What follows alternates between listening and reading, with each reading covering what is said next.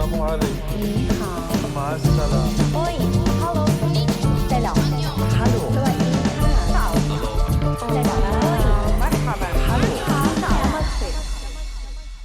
Hello, hi, how are you? Welcome to International Student Stories. I am your host, Simon Hamlin. I can't wait for you to meet our guest this episode, Juliana Pereira. But before we do that, I want to ask for your help. We want as many people as possible to hear these important and inspirational stories. There are a couple of ways you can help. You can subscribe and follow us. That way you're notified whenever we release new episodes. You can rate us. We love 5-star ratings. You can share the podcast with others by clicking on share. And if you're feeling extra motivated, write us a review. Go ahead and pause this episode right now so you can take action. Thank you for your help. Today, we are joined by Juliana Pereira from Brazil. You're not going to find many people with Juliana's background. She got a journalism degree in Brazil, but then completely switched gears and came to the US to get her master's in civil engineering from Purdue University. Juliana is now earning her PhD in geotechnical engineering from Purdue. Engineering and the STEM fields in general are extremely underrepresented for women, and thanks to her journalism and performance experience, Juliana is an ideal ambassador and advocate for women in engineering. Her story is so compelling that we couldn't fit it all into just one episode. Be sure to check out part 2 in a few weeks, where we'll learn more about Juliana's passion for engineering, why her work is so important, some of the challenges she's overcome, and how she's helping others reach their dreams in engineering and life. This is part 1 of Juliana Pereira's International Student Story. Hello, Juliana. Hello, it's a pleasure to be here. It's a pleasure to have you. I've been really excited about this one because we're kind of embarking on some new territories for the podcast. We haven't gone into a lot of talk in the STEM field yet, and in particular civil engineering. And you're quite the unicorn when it comes to this, because a female in the STEM field in civil engineering, not the most common thing. And I know it's something you're really passionate about. So we're really excited to talk with you more about that. Yes.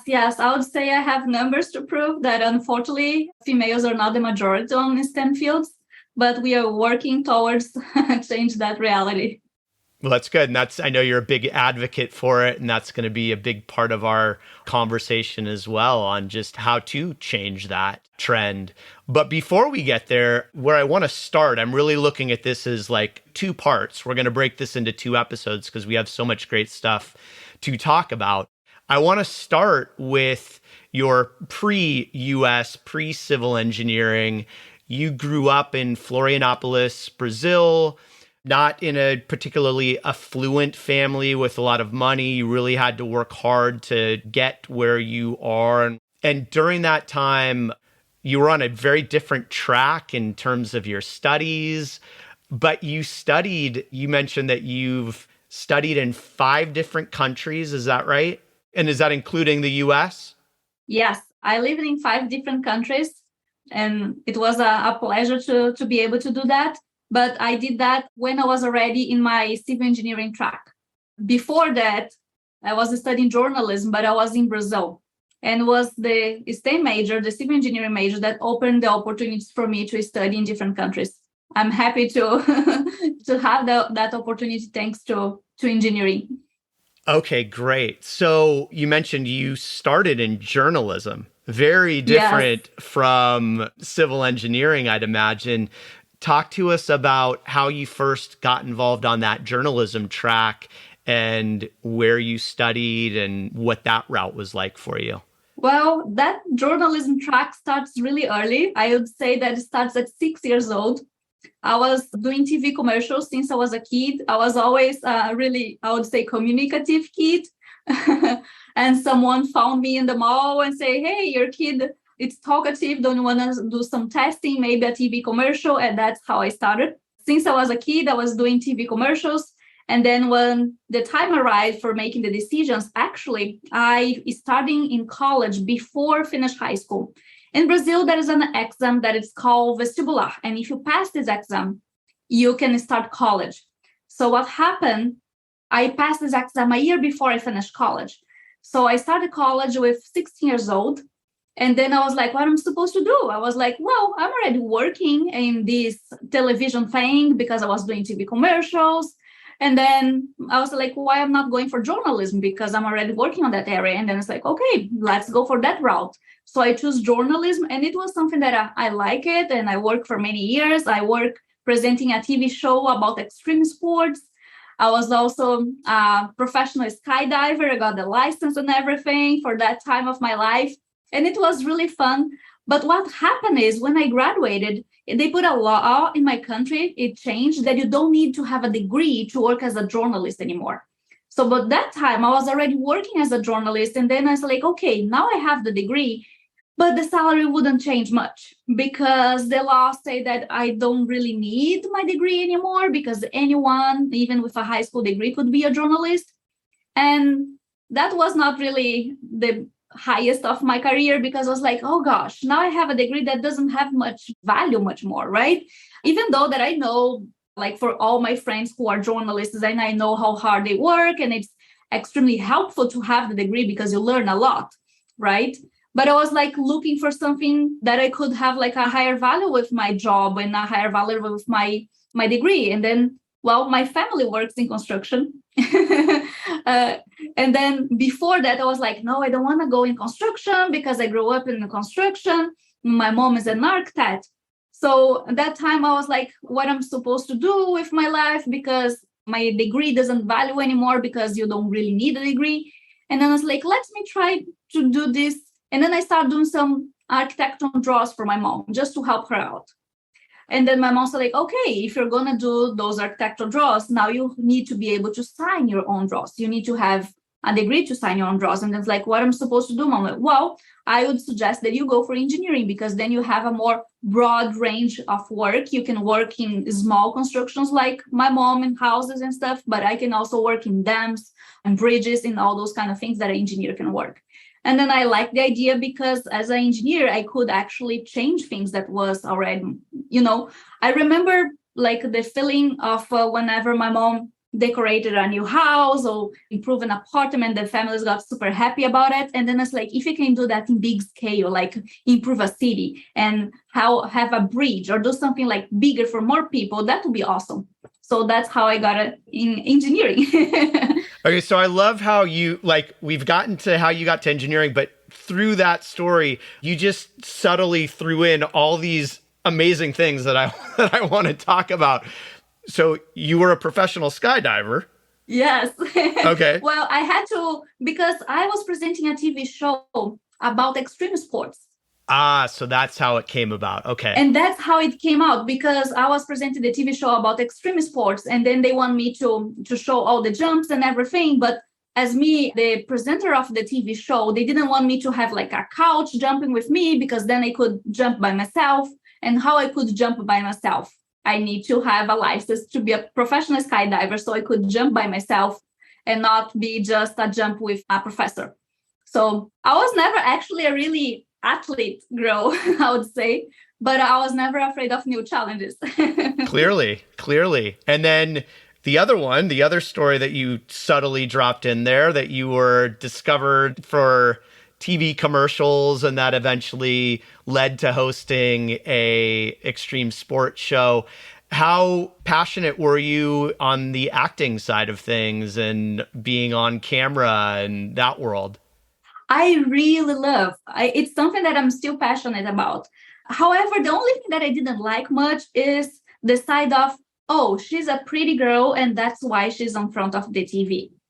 Oh, she's a pretty girl and that's why she's doing journalism. And it's like, I am a competent girl. I know what I'm doing and I study hard for that.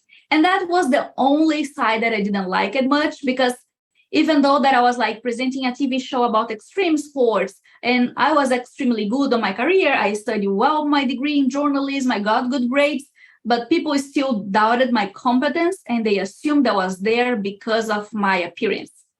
And that was the only thing that I never really liked it. For sure, I work with TV commercials, I did pictures, and that helped me financially, that helped me in so many ways. But I was always a little bit bothered about the topic that people didn't believe on my competence, because I know I am competent, but people believe that I was there because of my appearance.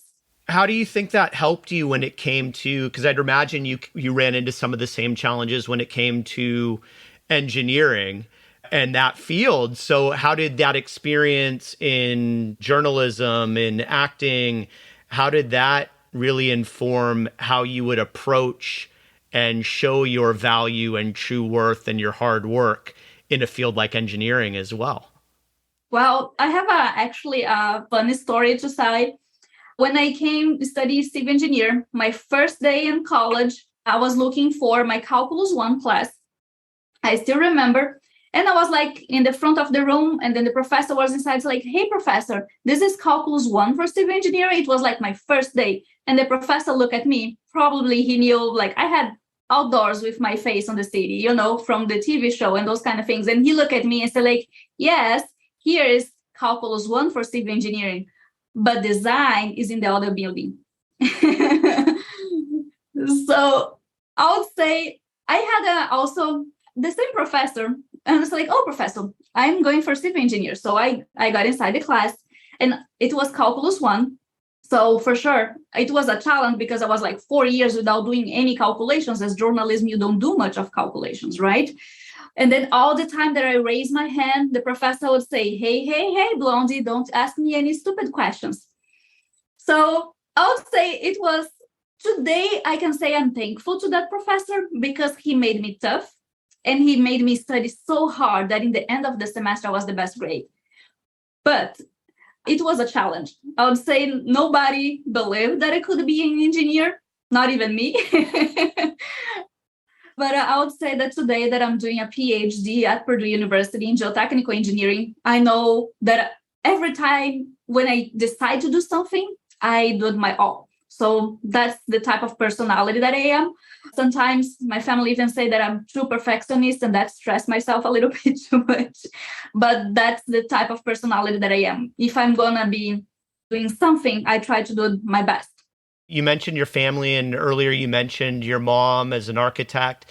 Talk about their influence on you and the person that you are today, and how they have helped support you along this journey. I wouldn't be here without my mom. My mom is an extremely tough woman. My parents got divorced when I was really young. I had my grandma, she was in a wheelchair. My aunt never worked. My cousin was a kid. So it was my mom supporting all the family. So it was challenging, I would say. Like, my mom always showed me the value of money. And my mom always showed me that you have to work hard to get the things that you want to. I cannot say that I had like, oh, I didn't have food on my plate. No, I never had this problem. Like, my mom always worked extremely hard to provide me with the basics and to give me a good education. I think for her, she's like, you always going to have, she always tried to put me in the best schools. Like, education was a must for her. And I remember that I always had to get like the degree in the end of the year, like as the best student. If I don't show up with that degree in the end of the semester or in the end of the school year, my mom would get mad with me. So she was extremely like, you have to be a good student because that's going to shape your future. You're not going to inherit a fortune from me, but you're going to inherit education because that's the only thing that I can provide for you. And I think that shaped me for who I am. And for sure, since I was a kid, I knew that my models work and journalist work helped in the family too. I could make some money. And I was always, because I saw my mom working from Monday to Monday all the time, right? So I knew that anything that I could do would help my mom. You bring up how hard you have to work and how that was instilled by your mother. And I keep thinking to a field like engineering and any field that's really underrepresented, and in this case, underrepresented with women.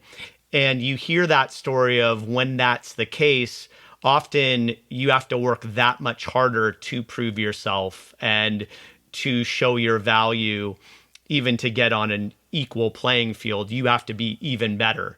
It starts in college, you know. For example, when I raise a hand, I'm the stupid blonde who doesn't understand something, so I need to ask questions, right? If a boy raises a hand and asks a question, oh, he's being intrigued. so the way people see it, it's a different way.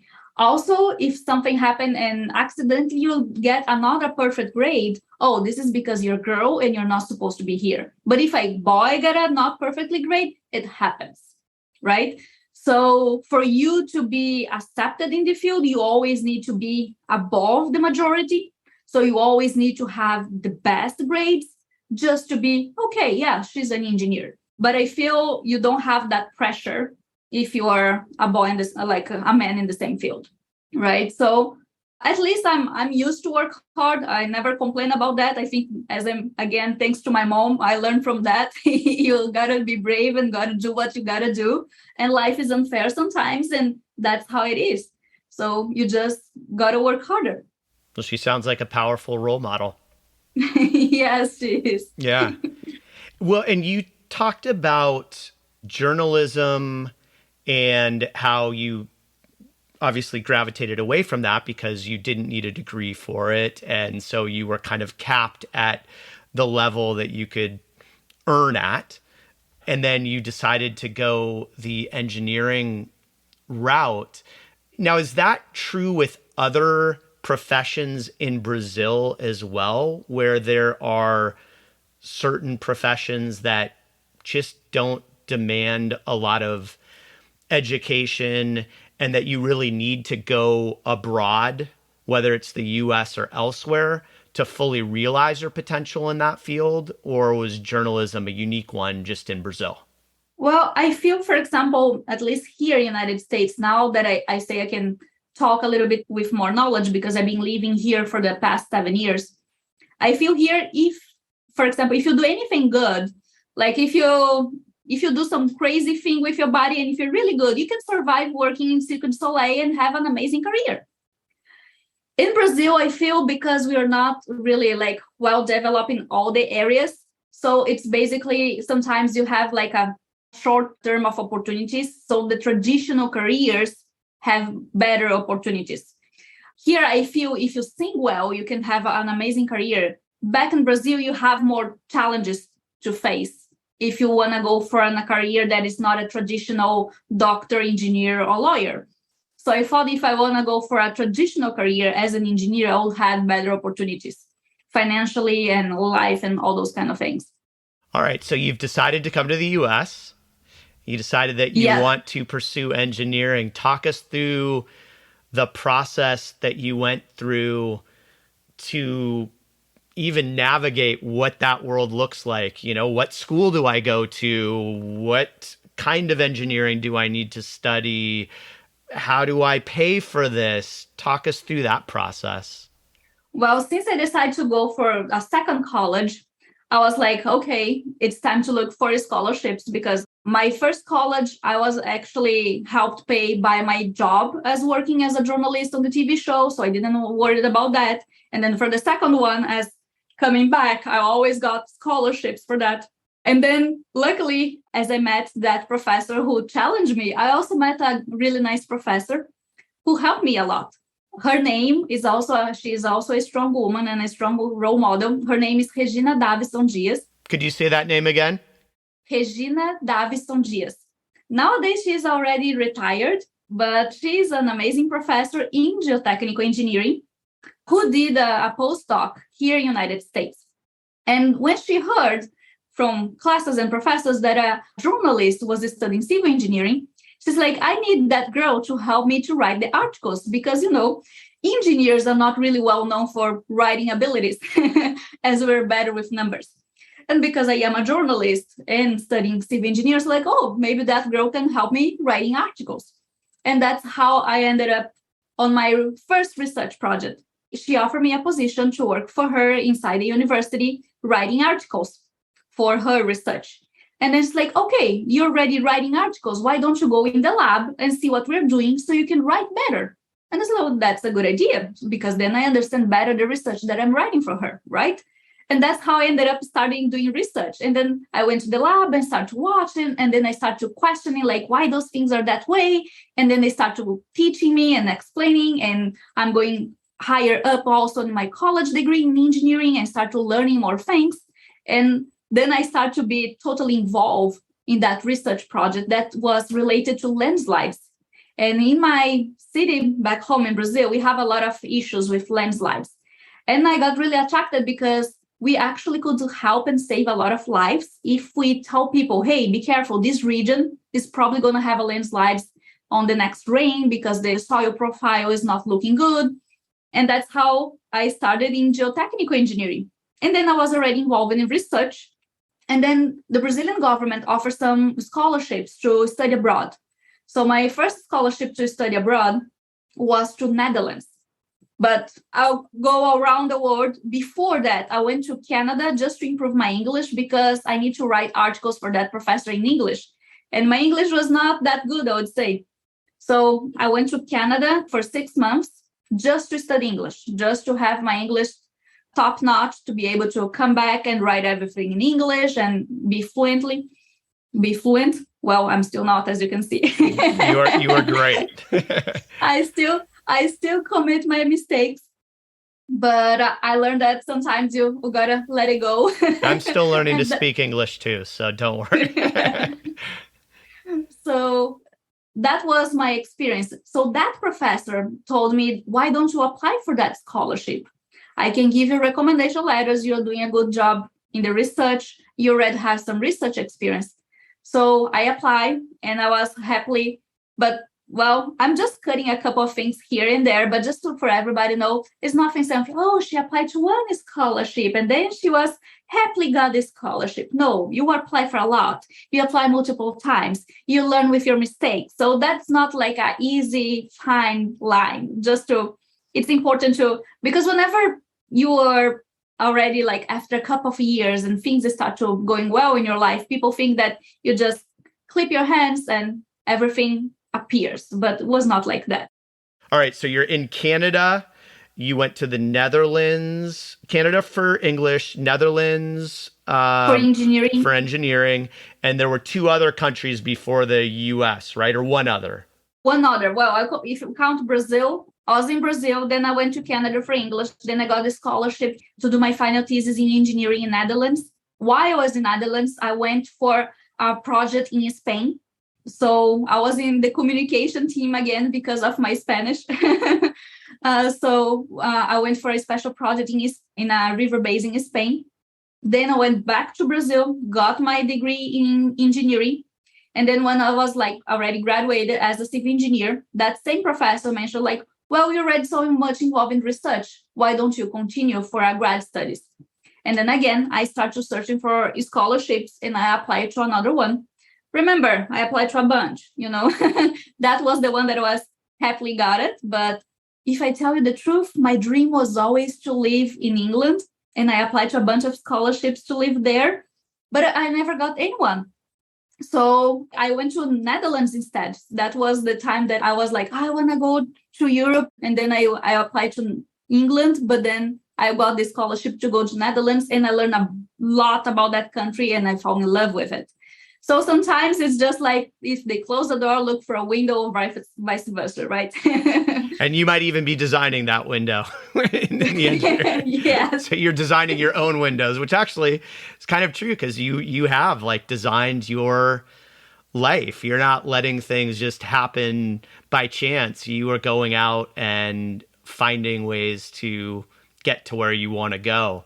Now, I'm curious, along this journey, you obviously grew up in Brazil, all the traditions and great childhood memories. What were some of the traditions that you loved from Brazil? And when you got to go to Canada, when you got to go to the Netherlands, Spain, US, what were some new ones that have really resonated with you and that you enjoyed culturally? Yes, well, I really like in Canada, like I think this is kind of similar here in the United States, is the Halloween. It's one of holiday that we don't have that huge tradition in Brazil, and I love it. I would say that it's kind of similar to Carnival because everybody dressed in costumes, but here it's kind of a big deal, Halloween, and I really like it. And everybody decorate their houses. So that is something that I really love it, that it's Halloween. And also another thing that I love it here in United States and all cold countries, Canada, Netherlands, and even Spain, because you always watch in the movies is like the white Christmas with snow on the window. And in Brazil, Christmas is always hot, like, so one of the traditions that I really love, it's the white Christmas, that everybody's inside with a fireplace and the snow outside. And I feel even sometimes, like even on my Christmas nowadays, when I look to the scene, it's like, wow, I'm inside a movie. Well, probably especially in Purdue, in Indiana, I'm sure you get your fair share of white Christmases. And Yes, we have lots of snow over here. And also this lifestyle that, for example, in Brazil, for sure, I'm from the south of Brazil, so we have a little bit of cold weather, but it's not as extreme as here in Indiana, for example. So another thing that I really love about here, that I have the 4 stations on the year really well defined. So I have a crazy summer hot, I have the fall, I have the beautiful spring, and I have the winter. Something that in Brazil, it's like it's almost summer all year. Everything is green all the time. And I really like to see the changing colors on the leaves on the trees. I like to see the flowers on the spring. So all those changing stations that I wasn't used to that. And I love to live in that situation, that you can see how Earth works. what are the things that you miss from Brazil? Well, one of the things that I really miss from Brazil, that it was like the traditional Sundays, I would say, with the family, especially. I think I miss more the family. Like for my mom used to say, even that she was always busy and working Monday to Monday, at least on Sunday at noon, we had that big meal where all the family come and sit together. So that one is one of the things that I miss, to have like those Sunday lunch times with everybody around the table, and everybody sits and talk about their week and, get updates on everybody's lives. So that's something that I miss a lot. Another thing that it sounds silly, but I really miss, because here on the opposite, it's like a Happy New Year's. It's cold and it's kind of boring because everybody's inside, or you have to be in a private party. But in Brazil, New Year's Eve, it's amazing. Everybody's on the beach and it's hot and have fireworks. And we have a tradition of jumping 7 waves when it's like changing one year to the next for good luck. So I really miss to be on the beach, to watch the fireworks in the hot weather on the New Year's Eve. So I would say that my perfect holiday would be winter and Christmas here in the United States, and New Year's Eve back home in Brazil, jumping the waves.